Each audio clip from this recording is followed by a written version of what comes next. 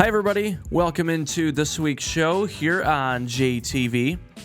Good to get out of the closet that I did the show in last week on Zoom and be back in studio. So it was a empty studio last week, but I did not bring the nice weather back with me. Yeah, what the heck? It's like sleeting outside right now.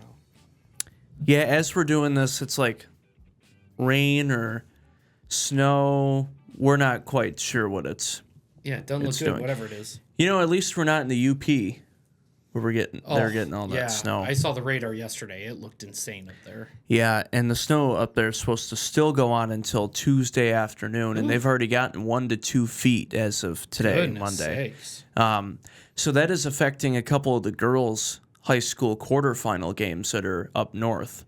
So we'll see if any team from up there makes a presence and how that impacts, because you can't even get down here if the bridge isn't open, and the bridge isn't open. Yeah. So, well, real quick, speaking of that, how was Florida? I meant to ask.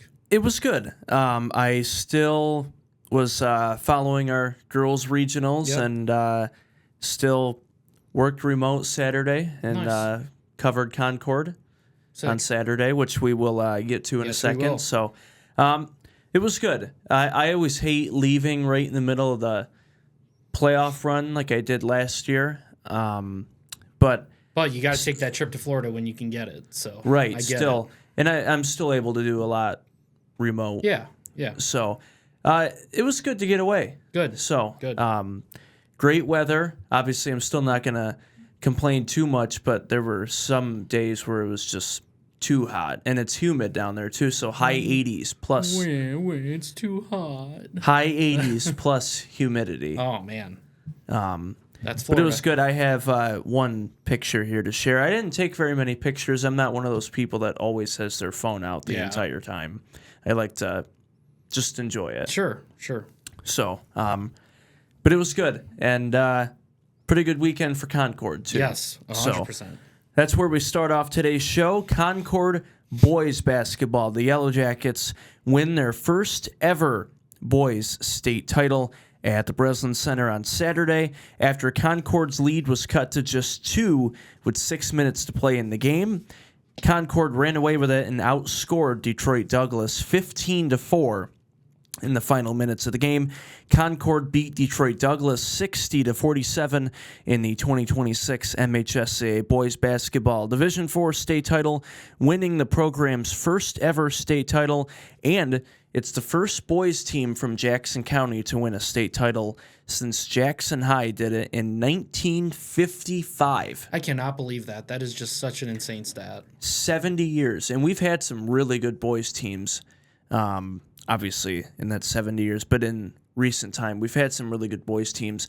Obviously, Hanover with Coach Mortimer in the 2000s, they made the Final Four twice, but never got to the championship. They lost both years in the semifinal. So I think after Concord, they lost the regional final last year to Lenawee Christian, and everybody returned this year.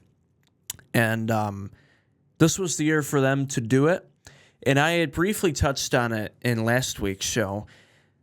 I don't know if you'd call it an advantage, however you want to put it, but if you're Concord, being in Division 4 makes it easier for them to make runs in the postseason rather than being in Division 3, because they still have always had good athletes at Concord, but just their overall enrollment is going down, which really works to their benefit, being in Division 4. So, game was tied at 41 apiece after the third quarter.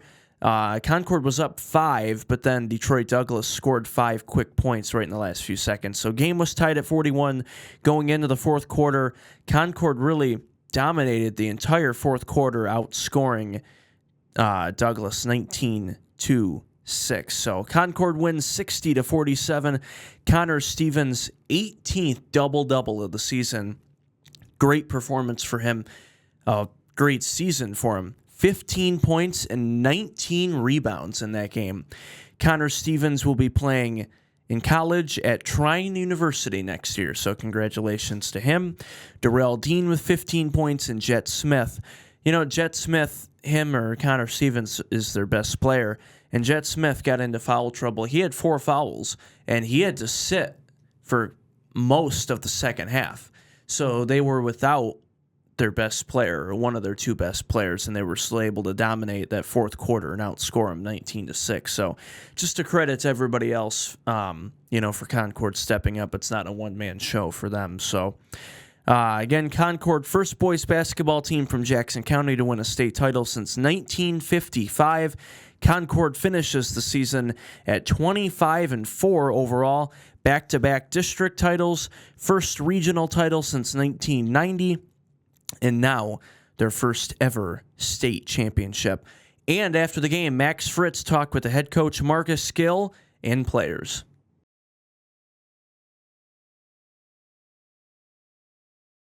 I'm now here with the state champion, head coach of the Concord Yellow Jackets, Marcus Gill.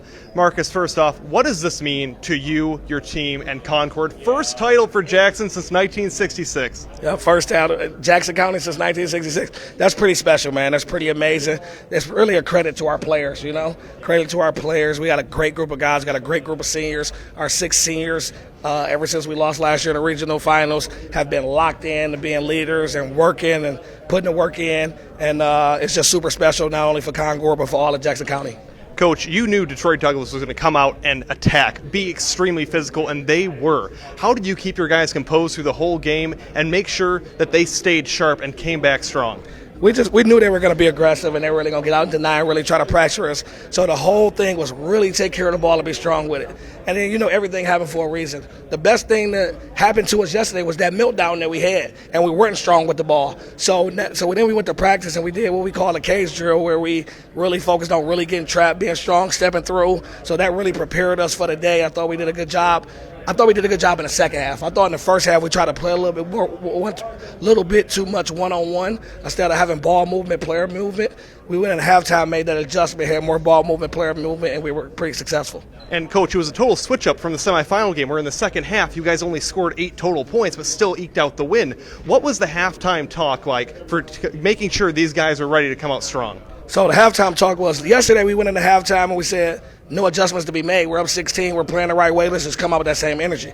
Today we're down 4, trying to play one-on-one basketball. So the halftime adjustment was, hey, let's play together. Let's have ball movement. Let's have player movement. Let's play off 2 feet. Get in the lane, play off 2 feet, and share that thing. You're not open. Let's spit that thing to your teammates. But more importantly, let's play together defensively. Let's really, if you're not guarding the ball, jump to the ball, get to the gaps early, help quick recovery, and be together. And I think we did that. Well, Marcus, congratulations. You brought the title to Concord and Jackson County. Thank you. Yes, sir. I'm here with Darrell Dean. Darrell, you had an absolutely amazing game out there. You had 15 points, 3 rebounds. What's the feeling after winning the state championship? Excited. Couldn't be more proud of my teammates to go out here and get a dub. First time in history. And Darrell, the Detroit team was so physical. You guys had to fight through a lot of hard contact and fouls. How did you keep composure, especially when those guys were getting right up on you, to stay composed and get those buckets? Just stay calm and just keep playing us. Don't turn the ball over and just do what we got to do to get the job done. And how did you come back strong after halftime? They closed it in at half, and then you guys started breaking away in the second half. Staying together. It's important to stay together if you want to win with your team. Thank you, Darrell. I'm here with a very familiar face, Connor Stevens. We got you in the semifinal. We have to get you again. Your 18th double-double of the season, and your rebounds changed the course of this game. What was it like getting up there and snatching that rock down? It was awesome. Like Coach Gill said, God is good. We incorporated prayer a lot throughout the season, and every time we got down, we just said a prayer and thanked Jesus. So it's just meant a lot. It meant a lot to me. Connor, I know you were doing this season for someone special. Can you talk to us about that? I know it's very special to you. Yeah, so when we lost last year in the regional finals, we went in the locker room, we looked around, we were like, we got everybody back, and from Fred's loss, we were like, we got to do this for him. And since the beginning of the season, we've been saying, we're going to do it for Fred. To actually mean it and come back, it's special to me. I love Fred. And Connor, finally, your younger brother is out there on the court with you, battling just as hard and putting up just as many points sometimes. How does it feel having your younger brother out there and knowing he's going to carry on your legacy and this championship-winning legacy for the next 4 years? Yeah, he's definitely going to be better than me when I get older. But, yeah, I love him to death. There's nobody else I would have rather wanted to do it with, but I love Zach. Well, thank you, Connor. Congratulations on bringing a championship to Concord. Yeah, thank you. Thank you. I'm here with Jet Smith. Jet, you were leading this team. You had 14 total points, 4 rebounds, 4 assists. What went into this championship effort for you guys? No selfishness. We all have to play together, leave all the selfishness off the court. This is our last time playing together. All that matters tonight was the dub, getting the win.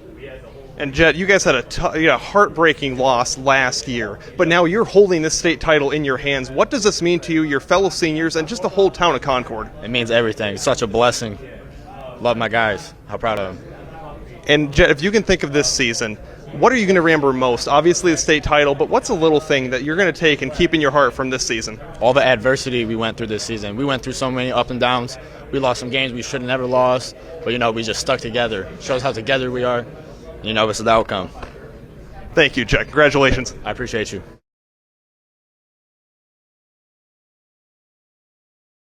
So what a win for Concord, and just a great cap off to a just fantastic season for them. And I know I was still following them from Florida, but what was the buzz like around here with that this week? Because in the semifinal, they played against Wyoming Tri-Unity, who's the back-to-back defending champion. So on paper, going into that game, I don't think anybody expected Concord to win that game, but now that they had beaten this defending champ, they were the favorite to win the final. Yeah, you kind of took the words out of my mouth. That's exactly kind of what I was going to say. Going into the semifinal, everybody around here was kind of like, this might be the end of the road for them. Like, this is a real tough task. But it was also the whole thing of, like, if they can beat them, it was like, hey, they could win it all, but this is going to be the tough game. And it went to overtime. It was a great game. It was a very good game. I mean, I think you were in the group chat with everybody talking while that game was on, and everybody was going crazy. So, good for them. It was a great year, and we got to see a little bit of them on JTV this year, and they were just fantastic all the way around. And now we get to watch the girls finish their run. Yep. So Concord and Lumen. And that takes us up next to the girls basketball regional finals that happened on Wednesday last week. Let's start in Division III. Lumen Christi on their home floor winning a regional title, beating Monroe St. Mary Catholic Central 60-39.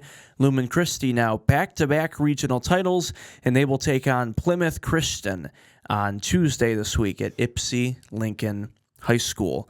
And then in Division IV at Marcellus, Concord beating Hillsdale Academy 55-37 after only leading by 5 at halftime. And that was surprising at halftime. Concord and Hillsdale had already played once this year in the regular season, and Concord beat them by almost 30.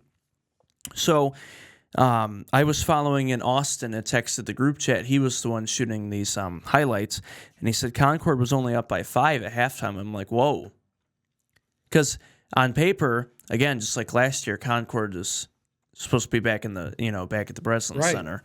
But obviously they blew the game open in the second half and they won by 18. So now back-to-back regional titles for Concord as well.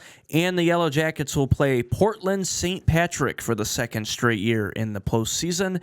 And their Division IV quarterfinal game is at Mason, 5:30 on Tuesday. So early game on Tuesday against Portland St. Patrick. So congratulations to Lumen and Concord girls, both back-to-back regional champions. So we have photos and video highlights and all the coverage from the Concord boys and the Lumen and Concord girls on our website, jtv.tv, and on our Facebook as well. Also, want to give a shout out to Western. They lost to Tecumseh in the regional final at Tecumseh. Tecumseh is a really good team. They're the defending state champ in Division II, and it was much more of a closer game than I expected it to be, which is really a credit to Western. Great season for them. Shout out to Brandon's niece, Chloe Bollinger. Yeah, she had a great game. Great game for Tecumseh in that regional final. 30 points. Tecumseh's best player has been out with an injury, so for her to step up and score 30, it's huge. Keep their season alive is huge. They're a heavy favorite in their quarterfinals, so Tecumseh will be back at the Breslin Center for Division II. Coming up on the show today, of course, it is March Madness month on the show. We've been following the high school tournament, and now that the bracket is out, the big dance beginning this week. Right. Let's go. Me and Adam have our brackets here. They are filled out. So we will start to show you our predictions and who will win it all when we come back. Plus, Bam Adebayo. I had to talk about this. It's quite controversial. Yeah. 83-point game. Second best game in NBA history now, passing the late Kobe Bryant. So I have my opinions on this, and we will get to it because I've. So do I. I think we had texted about it, Yep. and we shared the same opinion. Yes, and I started watching in the fourth quarter, and I'll tell you what I saw. Plus, the World Baseball Classic is wrapping up this week. Tarek Skubal will not end up pitching. No, but I'm curious. I don't know yet who they have on the mound. I'll have to check during the break and see if they've announced it yet, because Skeens went for the semifinal, so. I think you would have thought if Skubal wasn't going to pitch, which he's not, they would have saved Paul Skeens for the final. Yeah, my guess would be Logan Webb, but I don't know when the last day he pitched was. But they let Skeens pitch. I think he had almost 70 pitches. So Plus, Nathan Martin from Jackson, Michigan, that was cool. the winner of the LA Marathon on Sunday, the closest finish in the history Have you seen it? of that race. I did see the Yeah, video. crazy. We'll show it real quick in this. And they had a nice event for him Yeah, at they Jackson High Yep. after, too. Yep. So we will get to that. Plus, also Jackson native Tony Dungy. He is without a job now. did. No. So we will have news to report on that from the TV and media world. And quick Red Wings update at the end of the show as well. So 83-point game for Bam Adebayo, and we will start to fill out our brackets when we come back.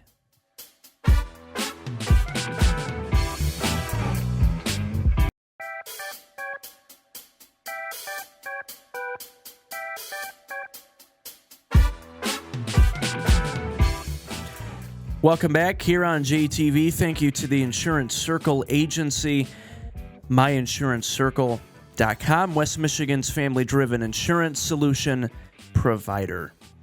So over this last week, it happened after we did our show on Monday last week, so just now getting to it, but 83-point game in the NBA for Bam Adebayo of the Miami Heat. Second best game in NBA history behind Wilt Chamberlain's 100-point game, which some people still say is a myth. I think that's crazy.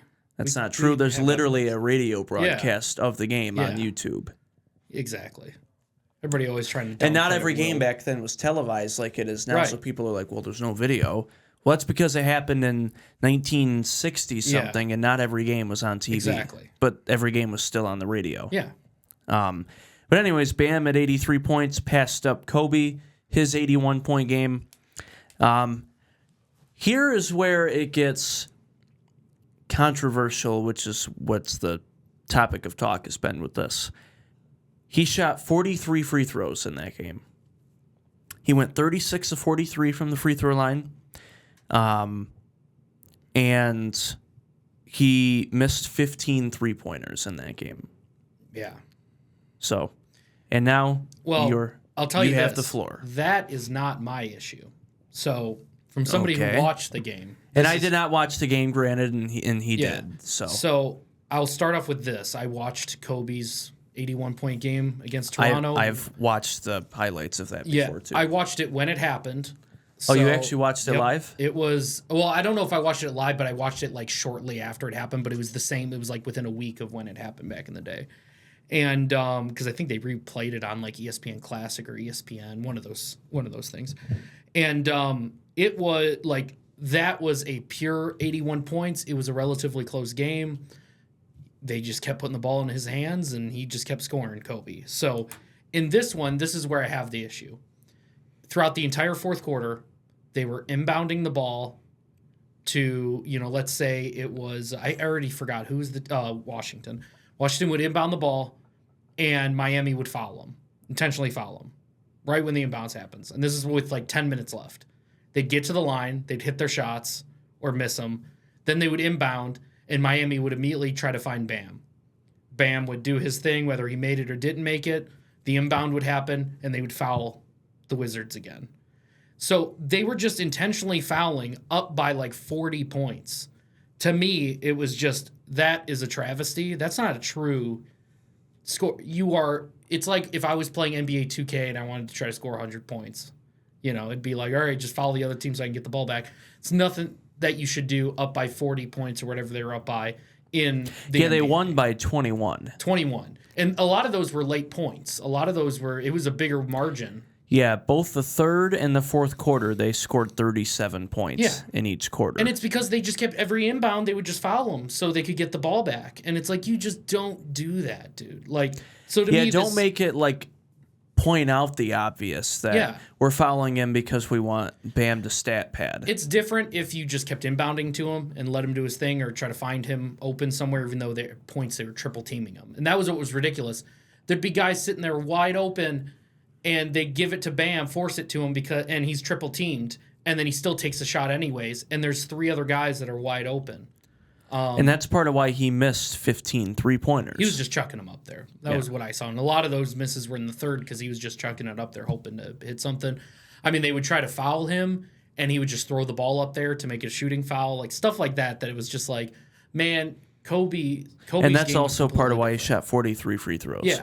Now, I haven't looked at the box score of Wilt's game, so I don't know how that ended up. And obviously, different league, different time. But still, it's one of those things where it's like I watched it and I was happy I was able to see it live because that's a huge game. It's the most points ever by an NBA player for a televised game. So that is cool, but how it happened was not even close to how Kobe's game was. Even his final game where he scored, I think, 60. Yeah, that's right. It was 60. Even that is an infinitely more impressive performance than what Bam touted out. I mean, like, so Devin Booker's Wilt's 70 box points. score here. Yeah. He shot total 36 of 63 from the field, 28 of 32 from the free throw line. Yeah, so free throws. And there was no 3-point line then. Yeah, of course. Not that he was a shooter he anyways. wouldn't have shot it. Yeah. And he had 25 rebounds. Yeah, I mean, that's a tremendous game. That makes sense. And that makes sense towards what Wilt would do back then. But yeah, I mean, like, those performances to me are more impressive than what Bam did. Pretty upset. I mean, there's a lot of 60-point games and 65-point games that are better than this game. Devin Booker had a 70-point game. He did. And Jordan, I think, had a 65-point game against the Cavs, I believe, or 64 points. That is a way more impressive game than this. I mean, he was taking shots. He had a 60-something point game in the playoffs against Boston. Yep. So I just wanted to say that, like, it's a cool achievement, but when you do it like that, it's kind of like, what kind of achievement is this? Like, Washington's one of the worst teams in basketball. You could argue the worst, and I'd be okay with it. And sure, he had a great first quarter and a great first half, and it looked like it was trending towards it could be something special. But the catering towards him at the end was just something I was not good with. It just was not a good look for basketball. All right, well, and that's pretty much what most of the online, discussion is, and I agree, it's understandable. When I don't know if I'd call it hack a shack, but pretty much when you're just fouling and you're already up by 21 against the worst team in the league and the game's already decided, that's when you're intentionally fouling, even though you're up by 20 and you're stat padding. Yeah, exactly. All right, without further ado, it's March Madness month on the show, but the big dance is finally here. Yes, it is. Miami, Ohio is in the tournament, so no need to be concerned. They should just be in a regular game. They shouldn't have to be in a play-in game. I thought they were in a play-in game. They are. They shouldn't be. Oh, they shouldn't be. I they gotcha. should Yeah, be yeah. in the field. Yeah. Oh, yeah. So we have our brackets here.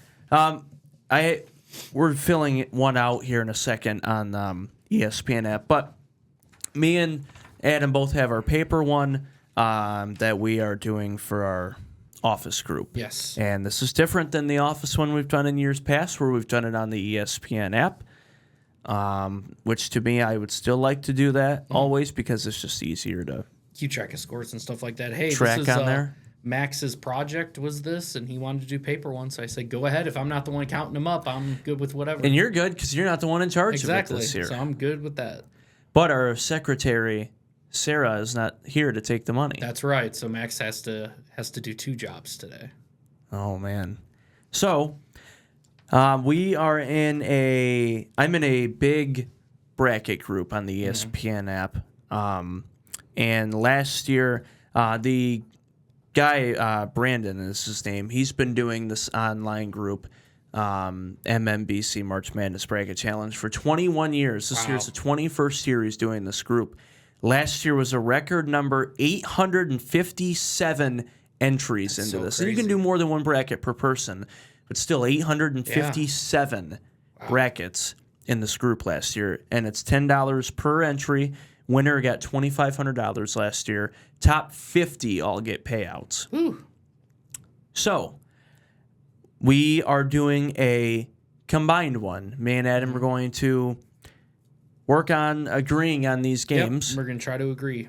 And we'll have our online one here. So we are going to do the first 2 rounds, and we're going to take a break and come back and do the rest. So starting out, East region, it goes top to bottom here. Obviously, Duke, first round over Siena. My paper bracket, I have Ohio State over TCU. That's the very first game of the tournament. I always love that they start off with an 8-9 matchup. Yeah. And I have TCU. And I'm okay with picking TCU.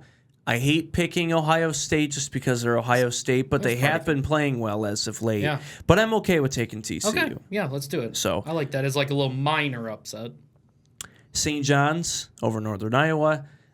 Kansas. I will let you have that. I have Northern Iowa beating St. John's. Wow. I think they're very good defensively. Did you see what St. John's just did against UConn? Yes, which you'll love what I have going on with UConn. But God. I really like Northern Iowa defensively, and I think they're going to go on a little mini run. But for this bracket, I'm totally good with you picking St. John's. But just so everybody else knows, maybe you want to start looking at Northern Iowa a little bit.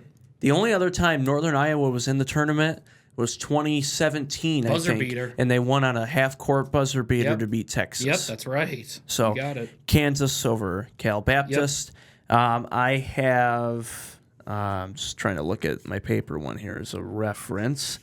I have South Florida over Louisville. I have Louisville winning, but Okay. you can sway me if you want. Well, the majority of people have picked Louisville. Louisville's a favorite, minus 7.5. Yeah. I'm good with either or. I think this is, you have your 6-11s do produce a lot of upsets. So their last 3 big wins for South Florida have all been by a lot. They are top 60 nationally in both offensive and defense efficiency. Who is South Florida? South Florida. Then go ahead and pick South Florida. Michigan State. Yep. Over North Dakota. I have UCLA. I as well. And then UConn. Yep. Same here. I thought you were going to take them out early. No, I like UConn. Unlike Ben Tripp. Ben took Furman all the way, I think. Just based on the mascots, I guess. But Yeah. Just a disclaimer. yeah, Florida, first round. of course. Although I do have Lehigh winning the play-in game. Do you remember Lehigh? Oh, Lehigh beats Duke. Yep. C.J. McCollum Yep. and Lehigh. I have Iowa. I have Clemson. I think Clemson is the better team. I'll tell you that right now. I really do. They are. It's pretty even. More people on here have picked Iowa. That might be the reason to pick Clemson. There's only one player on Clemson averaging double-digit points. Mm-hmm. So their offense scares me a little bit. Yeah. And Clemson has not played well. They've lost 6 of their last 10 games. Yeah. Well, then go ahead and pick Iowa. Why not? 2 Iowa teams doing it. I have Vanderbilt. I also have Vandy.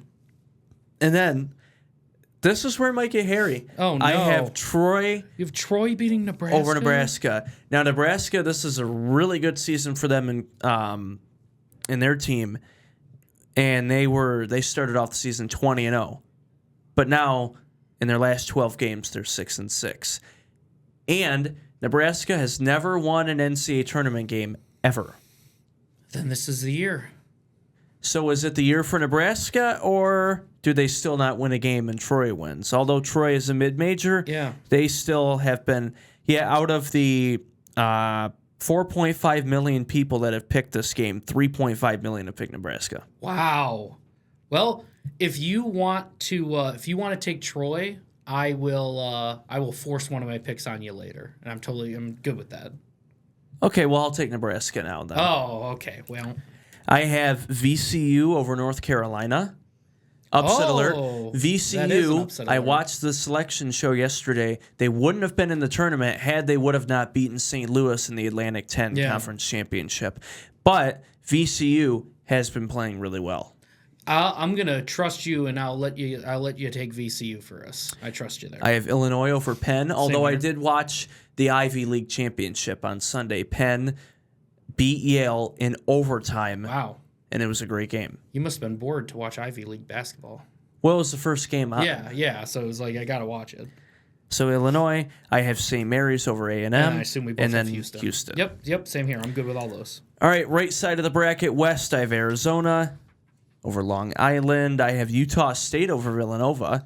Utah State, that's the one thing about if you watch more college basketball is that, Utah State's a Mountain West team, and I watch a lot of late night West Coast basketball because I stay up late. Yep. You get to watch So Hawaii. I have only watched Hawaii once. Yeah. But I have seen a lot of Utah State, and they are pretty good. Let's go with Utah State. I have Wisconsin. Yep. And then I have Arkansas over Hawaii. I like Arkansas, so I'm going to take Arkansas. Yep, I have BYU over the Texas NC State winner. Yep. That's going to be a good playing game, Texas and NC State. Yeah. That's the game where Charles Barkley and Dick Vitale are calling the game together. Oh, man. Hope it's not in San Antonio. They're all in Dayton, Ohio. Okay, good. I have Gonzaga. Yep. I have Missouri over Miami. Thank goodness. I also have Missouri. I think Missouri's going to be pretty decent, so I got Missouri here. And then Purdue over Queens. You got it. Michigan, obviously, first round. St. Louis. Let's go. Over Georgia. Same here. These 8-9 games, every single one is always good every year. And St. Louis beat VCU in the Atlantic 10 championship. They had a tip-in rebound at the buzzer to get in the conference tournament. I just like them. I feel like even they're more reliable than Georgia, so I'm going with them. Yep. Now, I have two teams in my paper bracket here, two Cinderella teams making the Sweet 16. One of them being VCU, and the other one being the Zips of Akron. That is crazy, dude. Akron beating Texas Tech. I like Texas Tech, but you can do it if you want. You have a Cinderella team. Although I am kind of confident though with Texas Tech because they have for the first few rounds somewhat of an easy draw for them, easier. And they're only a 5 seed because Texas Tech is in the Big 12, and this year the Big 12 is the best conference in the nation with Iowa State, Houston, Arizona. I just think they're underrated, and that's why it's like. And Texas Tech made the Final Four 2 years ago. Yeah. But if you wanna take the big upset, you can. I'll take Texas Tech here because I have Akron in my other one, so it's 50-50 for me. We'll go with it. Alabama. Yep. I have. Let me go back here. So I have Miami, Ohio winning the play-in game against SMU. I do as well. And then I am going to take Miami, Ohio. They should have not even had to play a play-in game. I have Miami, Ohio beating Tennessee. I also have Miami, Ohio beating Tennessee, and that might not be it for them, is all I'll say. Okay. Spoilers. Virginia. Santa Clara over Kentucky. Oh, I was thinking Kentucky here. Well, we'll come back to that, and I have either, Iowa State. I also have Iowa State. I'm good with either or for that because I have Kentucky losing against Iowa State. And so I have that winner losing next game anyway. Yeah. So it whatever you'd rather go with, Kentucky or Santa Clara. You can do Santa Clara. We'll go with Santa Clara. Yep. So going back to the top left in the East, round of 32, I have Duke over TCU Easy here. win. Yep, easy win. St. John's over Kansas. Now, listen, this East region is loaded. We have Duke, St. John's, Kansas, Michigan State, and UConn all in the same region. Funny enough, I have, because, obviously they're not in our group bracket, but in my personal bracket, I have Northern Iowa defeating Kansas and booking a trip to the Sweet 16. So, would you want to take St. John's on here or Kansas? It's up to you. It's up to you. I watched St. John's. I've watched quite a few of their games this year. They are playing really well. St. John's destroying UConn, although at some points the score didn't indicate it, but St. John's was a much better team against UConn in the Big East final. Let's go St. John. Okay. And I like Rick Pitino. Yeah, I don't. That's okay. I have Michigan State. Of course. Over South Florida, and then I have UConn over UCLA. Yeah, although here. that might be an underrated game to watch. UCLA's been playing pretty well. Yeah. They beat Michigan State in the Big Ten tournament. That will be a 2 to 3 point game for the final, I bet you. All right, bottom left, Florida, Iowa. I've got the Gators. I have the Gators as well. I have Vanderbilt over Nebraska. I also have Vandy over Nebraska. And I have VCU making the Sweet 16 and VCU Illinois. Wow. I have Illinois beating North Carolina on my bracket, but feel free to keep dancing with VCU. VCU is going to keep dancing. I have Houston over St. Mary's. Same here. All right, top right, the West region, Arizona over Utah State. Easy. Arkansas over Wisconsin. Arkansas has been playing really well. I like Arkansas a lot, yep. Gonzaga over BYU, and Purdue over Missouri. I have Missouri over Purdue, and I'm standing by that. Oh, man. I think Missouri is going to go on a little mini run.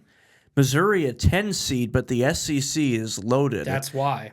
The SEC had 10 teams make the tournament. Yeah, and I think they're just overlooked. I think they're pretty darn good, and I think they can beat some of these schools. Although Purdue, they're on a momentum right now, beating Michigan to win the Big Ten tournament. I think that sometimes that's not a great thing going into the tournament. Sometimes is kind of being the big surprise. You upset a good team, and then you go in there thinking you're all hot stuff, and then it kind of falls apart on you. And I think Missouri has something to prove here. Okay, so do we like Purdue then, or what are you thinking? I mean, I'll tell you this: they're going to lose to the next round. Next round, I got Zaga. Yeah, I have. Yeah. Well, I actually hold the phone here. My paper one here. I have Gonzaga, Purdue, Sweet 16. Yep. I have Purdue beating Gonzaga, making the Elite Eight. Ours is real different right there. Then, just looking at it, Missouri and Purdue. Obviously Braden Smith is really good for Purdue, but Purdue is they don't play fast. Yeah. Purdue is a half-court team. And they've been like that for quite a few years now. But Missouri can shoot the ball really well, and Purdue has had a hard time defending the three. Yeah?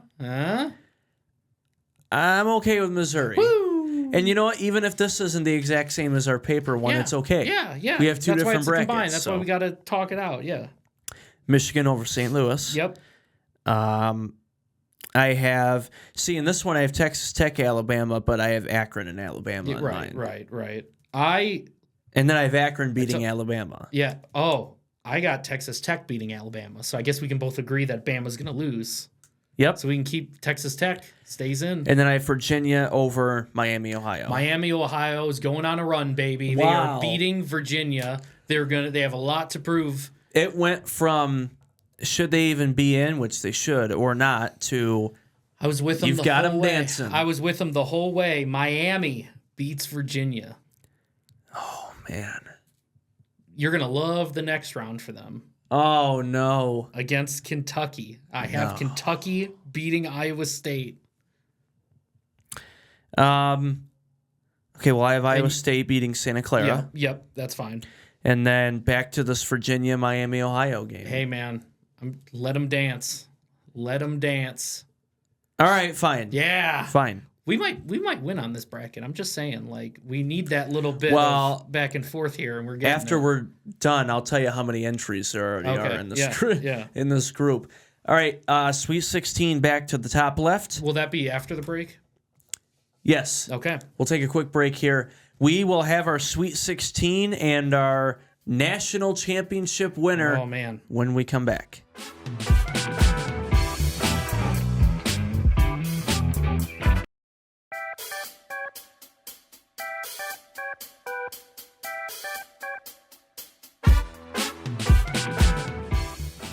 All right, welcome back here on JTV. We continue filling out the bracket. So again, me and Adam have a combined one for the show in this bracket group. A little different than our paper ones, but we said earlier before the break that's okay because, if we have a different winner in one of these, then it's okay. Hey, and that's the whole thing about combining these brackets, right? Like me and you are trying to, create one together. So some people think some teams are going to go further. So I like this. I like this discussion. All right, I have the exact same 4 teams in the East region in both of these. So Sweet 16, East region, top left, Duke, St. John's. I have Duke over St. John's. In mine, Duke is a little too much for Northern Iowa. They would had a great run at this point, but can't get past Duke, so I have Duke beating them. And I have UConn over Michigan State. I have UConn over Michigan State. All right, bottom left, South region, I have Florida over Vanderbilt. Vanderbilt with a major upset on my end, beating Florida. You can take Florida. I'm totally good with that, but that is a major, major upset in my eyes.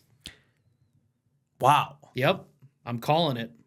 Although Vanderbilt has played really well this year, Vanderbilt, and it's only one game, but boy, did they struggle in that second half against Arkansas. They did. I do really like Arkansas. I think Arkansas is a really good team, so that's going to happen. But I'm okay with you taking Florida here.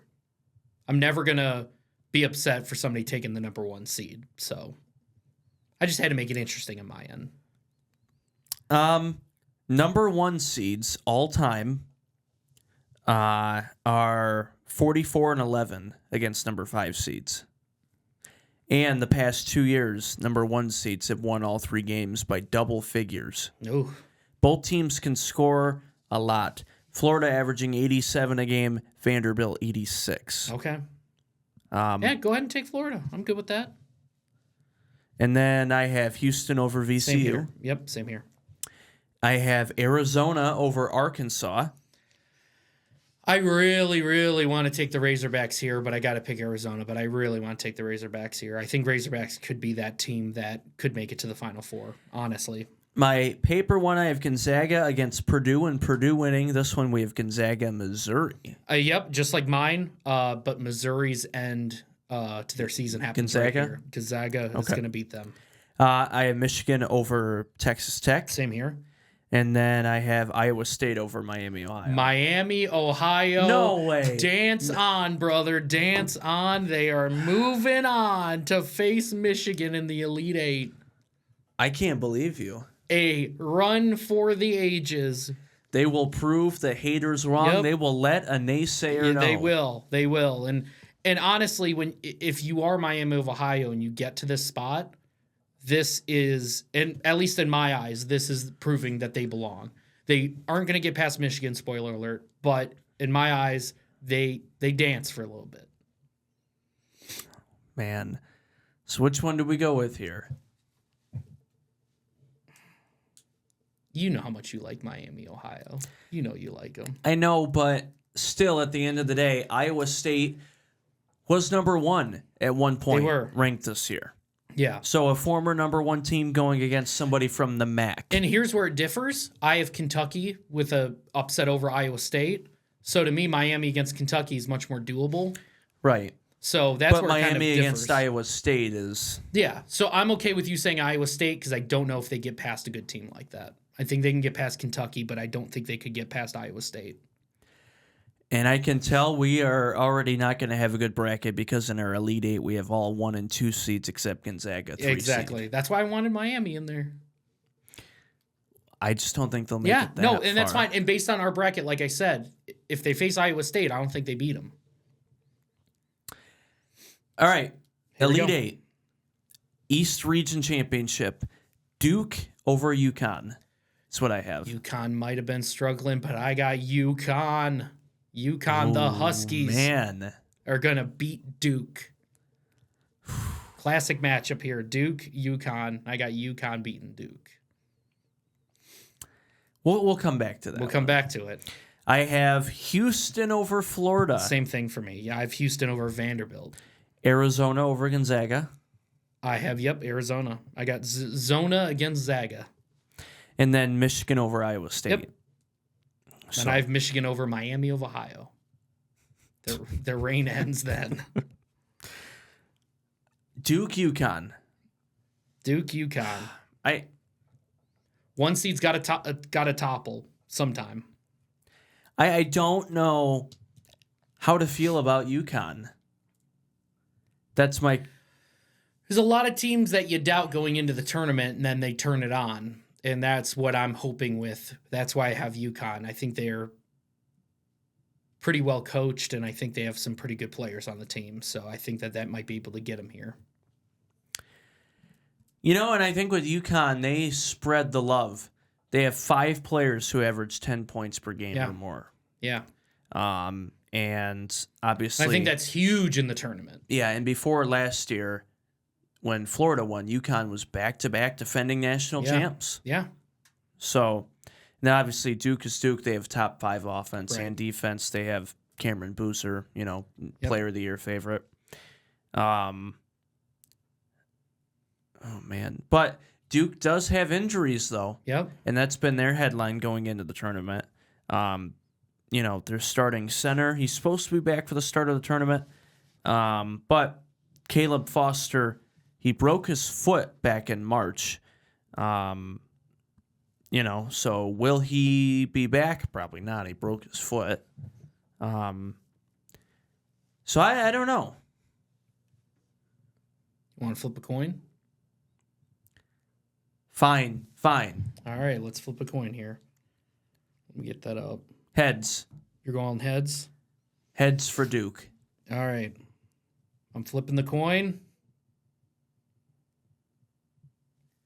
It is tails. I don't know if the screen can see that. Wow. It is tails.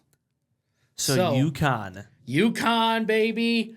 The Huskies keep rolling. In the Final Four, we have a 2 versus 2 and then a 1 versus 1. Symmetry. I like it. All right. Final Four. UConn, Houston. My paper one, I have Duke and Houston. But UConn and Houston, I had Duke winning that game over Houston. But I think UConn, Houston's a better team. I got UConn beating Houston, but I'm okay. I'm okay with this bracket. I want it to be different than mine, especially when it gets to the finals. So I'm okay with you taking Houston here. And I think, to me, I could easily have picked Houston there. I wanted to be more fun and pick UConn, but Houston makes more sense. So I'm good with Houston. Arizona, Michigan, go blue. Go blue. Yeah, I'm not going to differ from that. I mean, I know this is what probably people are expecting us to do, but I don't care. Michigan's going to go all the way. National championship, Houston and Michigan. Michigan by 22 points. Michigan could win their first title since 1989. And Houston, Coach Sampson has been getting his teams to the Final Fours and can't get it done. Yep. So one of these two teams will finally break through. Good storyline. I think Michigan's able to pull it out. They just have to remember how many timeouts they have, and they can pull it out. If that happens again, dude, 25 years later, I don't even want to think of that. But call up the Fab Five, get them to show up for the national championship, let them be in the crowd. Well, one of them is a commentator. That's right. But get them all there to witness Michigan winning the national championship. I have Michigan. I have Duke over Michigan. Oh, what? I know. It would be a rematch. And it was a hell of a game. It was a great game, Duke and Michigan. Yep. And Michigan was in it the whole time. They just, down the stretch, couldn't grab the rebounds when they needed and couldn't knock down the shots. Yeah. Which is what they're going to have to do against Duke. Yeah. For this one, we got to have Michigan, right? For this one, cue up the Hail to the Victors. Yeah, let's go. Let's go blue. Let's go. Michigan winning it all. Tiebreaker, how many total points will be scored? It'd be a high-scoring game, Houston and Yeah, Michigan. So 160 would be 81-79. Let's go. How about this? Because I think Michigan pulls away a little bit. And I think Houston, I think it'll be a little bit lower scoring if it's going to be Houston. How about we go 80-67? So 80 plus 60 is 104. 147. Let's do it. 147. And if I'm right on the exact score, that will be insane. That will be absolutely absurd. All right. And there we go. Perfect. Done. I like it. And I will fill out my own bracket in this group Same here. I will. later. Yep. So I'm looking forward to this group, and it'll be a lot of fun for you seeing this, this group. 850 entries. A lot of last people. year. A lot of people. As long as I'm not last place, I'll be satisfied. No, if you're last place out of well, I'm going to check and see how many entries are in here now. If you're in very last place out of hundreds, I'm never going to what? I mean, let you down from what? I mean, I'm not the type of person that's going to be picking based on the mascot. So if you have a few people in there that are going to do that, then I'm fine. So far, and it's only Monday at 3 o'clock, we have 258 entries. Wow. Yeah. And we that still number have is 2 going to keep whole growing. days. Yep. That number's going to keep growing. All right. So now that we got that out of the way, Nathan Martin.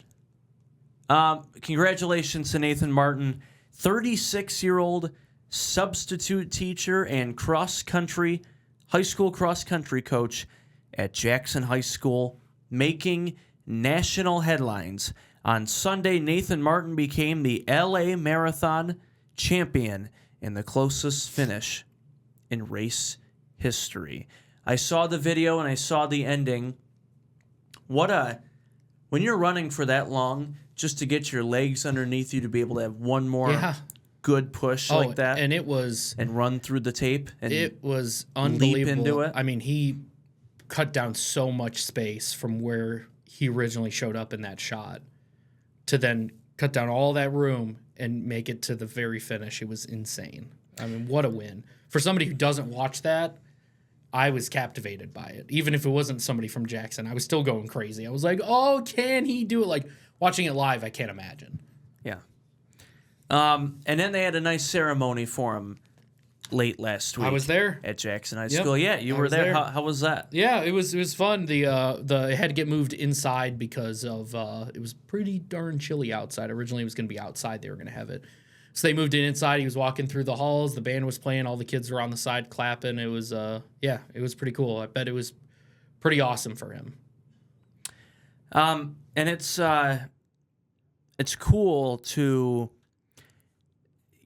any of the articles I've seen about it, just to have Jackson mentioned, on Jackson, a big stage Michigan like that on the map. Yeah, very cool. So, congratulations to Nathan Martin. I would love to eventually get him on the show just to talk about stuff and talk about that experience because that's a once in a lifetime thing. So, yeah, absolutely.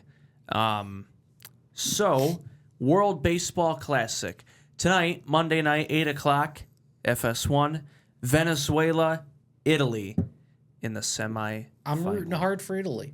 I will be honest. This last week when I was out of town, I did not watch much of it. So you might have to fill me in a little bit. I did see Paul Skeens pitch the semifinal for us. The U.S. beat the Dominican Republic 2-1. He had a great game. And it was 2-1 for quite a bit of the game. Yeah, he had a great game. He gave up one run. I forgot exactly how because I was watching an AEW pay-per-view at the exact same time. So I had dual screens. I actually had 3 screens going at once. It was a second inning home run to make That's what it was. Dominican when I tuned in, it was already 1-0 at that point. But Gunnar Henderson had a blast. I forgot what inning that was. Roman Anthony did as well, and that was all the offense that they needed. But I would love a rematch between the U.S. and Italy in the finals. And one thing we didn't discuss, I don't know if we just didn't have time or whatever, but Italy upset the U.S., and that was a gigantic upset. I never would have thought that, and part of it's like that's what you get for starting your bench guys and having big guys like Harper and Schwarber and guys like that come off the bench in pitch hit situations later in the game. And we lost to Italy because of that. So I would love to see a rematch against Italy in the finals. Italy's the Cinderella story of this tournament. U.S. has to win. So it would be a very fun story. Because going into it, the U.S. and Japan were the two countries. Yeah, I would say that we're on paper the favorite coming in. Yeah, and then Japan losing was a shock. that was a shock. And then, by the end of the pool stage, it was really Dominican Republic, in my eyes, was the team to beat. So the fact that we got past them, it's our finals to win. It's our finals to lose, however you want to say it. I just really hope they can pull it out. And they're going to be starting all the guys. This is it. So this is the game. So it's going to be big. And I think if they play the whole time, they should beat Italy or Venezuela. And Venezuela beating Japan in the quarterfinal. Yeah. And that might show 5. And I'm saying like I want Italy, but Venezuela might be the better team. So Venezuela, it might be down to Venezuela and the US, and that's going to be a fun game.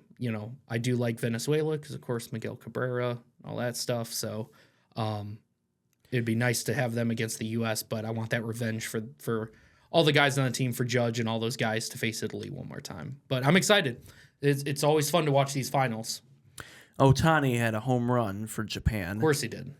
In that game. He's a monster. So Venezuela, Italy tonight, Monday in the semifinal, and then the winner getting the U.S. And then it's Tuesday night in the championship. And then I think we're, a week and a half or a week away from next start of the season? Thursday, the 26th. Yep. Opening day. And Jason Benetti on NBC, opening day. I'll be listening and watching. When we come back, more news for a Jackson, Michigan native. This one not as fun. Not as fun. No. Tony Dungy in the headlines when we come back.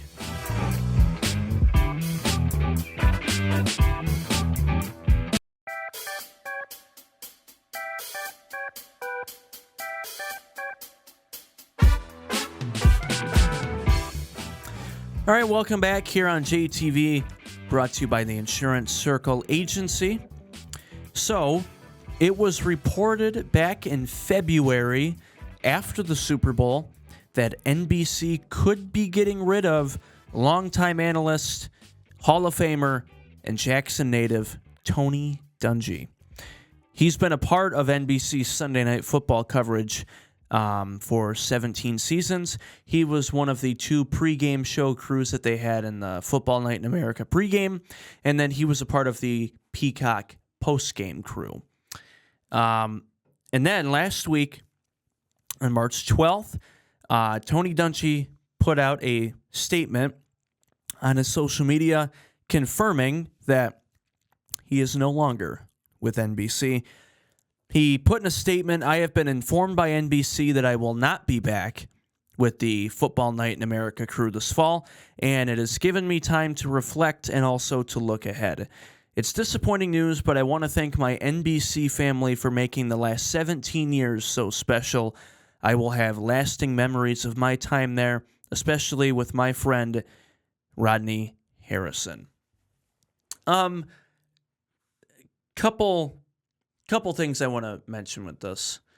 One, it's sad, obviously not just because he's a Jackson native, but he's a Hall of Famer.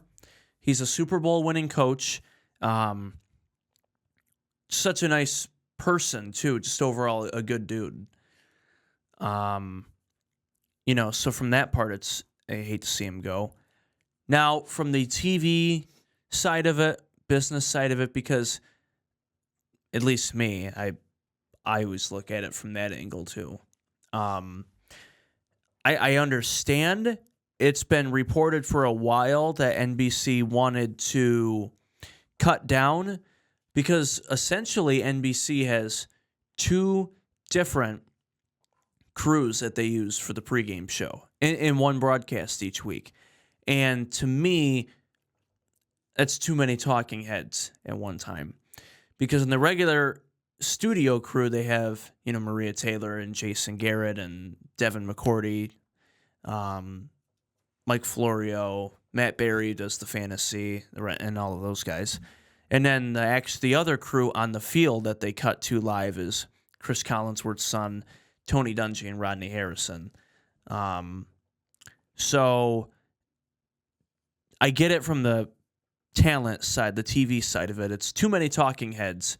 It's only a 45-minute pregame show, and you don't want 9 people on a pregame show. That's just too much. Yeah, but I like Tony Dungy. I like his insights. And I do It's too, kind but of upsetting. from NBC's perspective, I get it. Yeah, I get it that they have to downsize, but I maybe wouldn't have picked Tony Dungy first. I do like him in there.